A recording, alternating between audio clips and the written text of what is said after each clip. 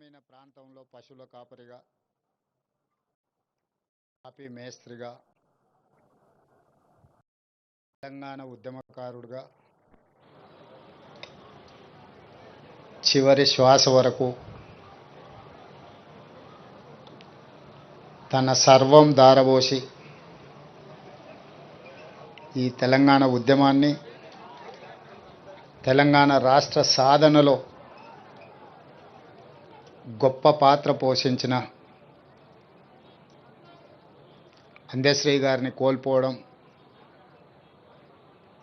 తెలంగాణ సమాజానికే కాదు, వ్యక్తిగతంగా నాకు చాలా తీరని లోటు. పిసిసి అధ్యక్షుడిగా ప్రజాక్షేత్రంలో పర్యటిస్తున్నప్పుడు అందశ్రీ గారిని కలవాలని ప్రయత్నం చేస్తే నేను రాజకీయ నాయకులకు దూరంగా ఉంటాను, రాజకీయ నాయకులను వేదికల మీదనే కలుస్తాను కానీ వ్యక్తిగతంగా కలవను అని ఒక మిత్రుడి ద్వారా సమాచారాన్ని చేరవేసి, అయినా పర్వాలేదు ఒకసారి కలుద్దాం, తెలంగాణ రాష్ట్ర భవిష్యత్తు గురించి చర్చించుకుందాం, రాష్ట్ర సాధనలో కోట్లాది మందిని ఏకం చేసి తెలంగాణ ఉద్యమ బాట నడిపించిన మీరు ఈనాడు 4 కోట్ల తెలంగాణ ప్రజలు కష్టాలలో ఉన్నప్పుడు మీదైన పాత్ర పోషించాలి అని చెప్పి అందశ్రీ గారిని అడగడం, కలవడం, ఆనాడు కాంగ్రెస్ పార్టీని నడిపించే క్రమంలో వారొక గొప్ప స్ఫూర్తినిచ్చింది.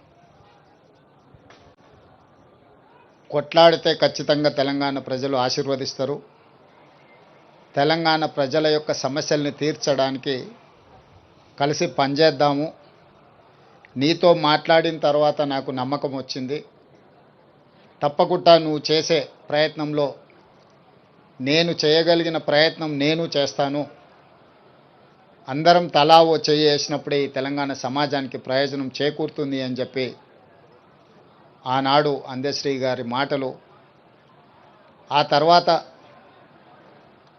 వారు నేను చర్చించుకున్న అంశాలు మీడియా మిత్రులకు తెలుసు. అందశ్రీ గారితో మాట్లాడుతున్నప్పుడు నాకు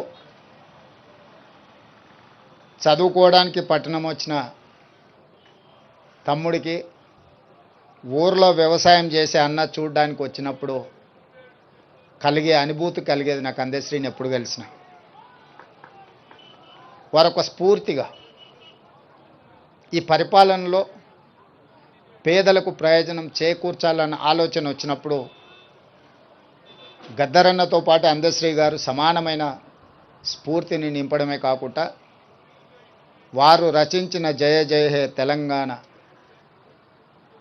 తెలంగాణ రాష్ట్ర ఏర్పడ్డ 10 సంవత్సరాల తర్వాత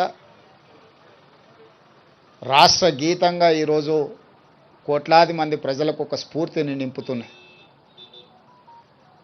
వారి ప్రతి మాట ప్రజా జీవితంలో నుంచి పుట్టుకొచ్చింది, ప్రతి పాట ఈ తెలంగాణ ఉద్యమ స్ఫూర్తిని నింపడం జరిగింది. అందుకే ఈనాడు తెలంగాణ రాష్ట్ర ప్రభుత్వం రాబోయే మంత్రివర్గ సమావేశంలో మంత్రులందరి సహకారంతో జయ జయ హే తెలంగాణ గానాన్ని పాఠ్య పుస్తకాలలో ప్రథమ అంశంగా చేర్చడానికి రాష్ట్ర ప్రభుత్వం నిర్ణయం తీసుకుంటుంది. ఇదే కాదు,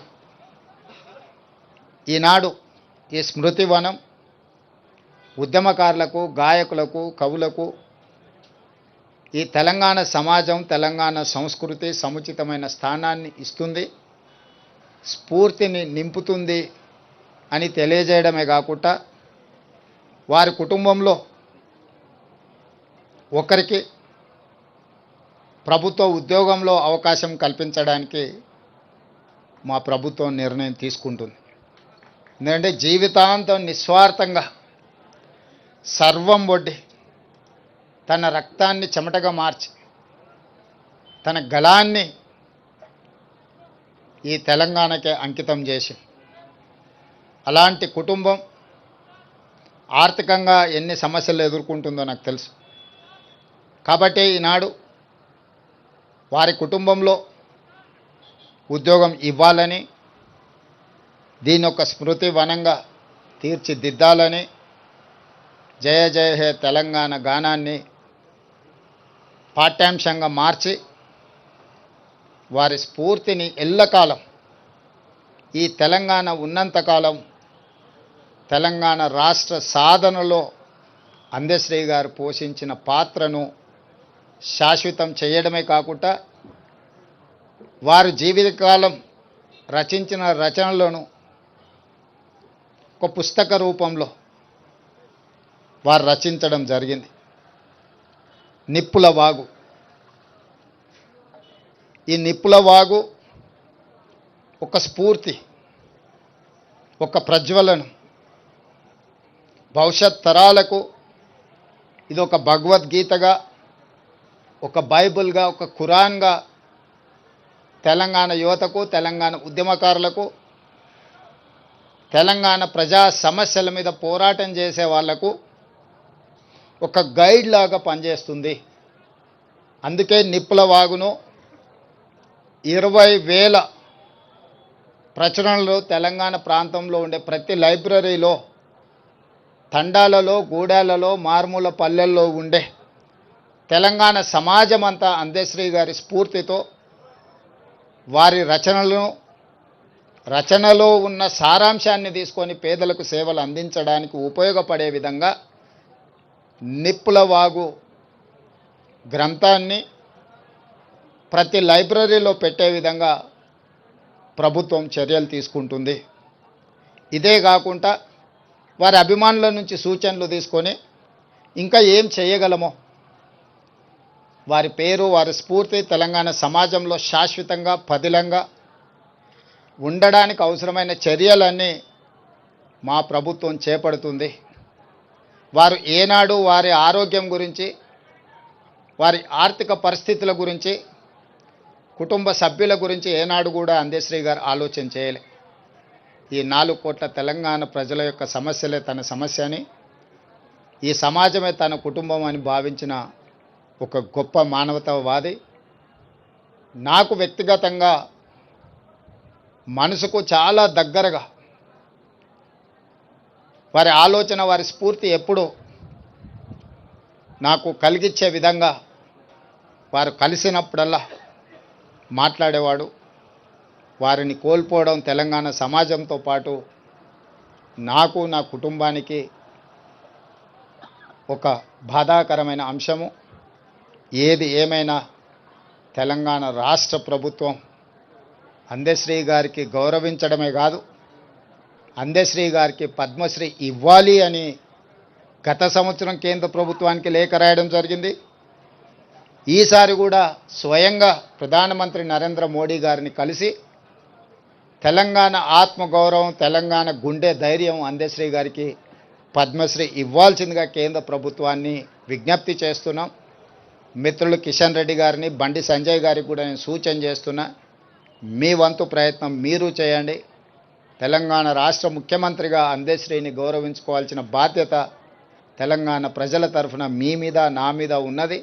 తప్పకుండా వారికి పద్మశ్రీ వచ్చే విధంగా, ఆ గౌరవం దక్కే విధంగా రాష్ట్ర కేంద్ర ప్రభుత్వాలు ప్రయత్నం చేద్దామని తెలియజేస్తూ, వారి అభిమానులకు, ఇక్కడికి విచ్చేసిన మీడియా మిత్రులకు వారి పట్ల మీరు చూపించిన అభిమానానికి నేను కృతజ్ఞతలు తెలియజేస్తూ సెలవు తీసుకుంటున్నాను.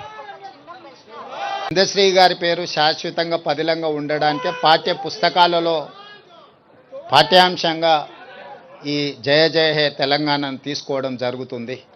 అందుకే వారి జ్ఞాపకమే ప్రతి లైబ్రరీలో నిప్పుల వాగు పుస్తకాన్ని ఆవిష్కరించాలని రాష్ట్ర ప్రభుత్వం అనుకుంటుంది. భవిష్యత్ కార్యాచరణ వారి అభిమానులతో మాట్లాడి ఇంకేమైనా ఏం చేయగలమో రాష్ట్ర ప్రభుత్వము వారి గౌరవాన్ని పెంచే విధంగా, వారి జ్ఞాపకాలను శాశ్వతంగా తెలంగాణ చరిత్రలో లిఖించే విధంగా తీసుకోగలిగిన చర్యలన్నిటిని తెలంగాణ రాష్ట్ర ప్రభుత్వం తీసుకుంటుంది. అందరితో చర్చించిన తర్వాత ప్రభుత్వం ఒక నిర్ణయానికి వస్తుంది. ధన్యవాదాలు.